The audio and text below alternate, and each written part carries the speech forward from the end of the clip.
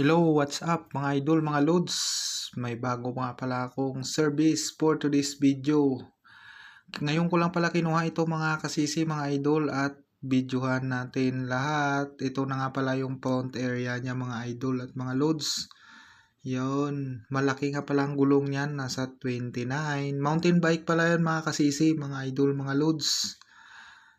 Shout out to all followers and viewers pala, samahan nyo ako. Sasakyan ko na nga pala ito ngayon pa uwi. At ito yung carrier niya mga kasisi.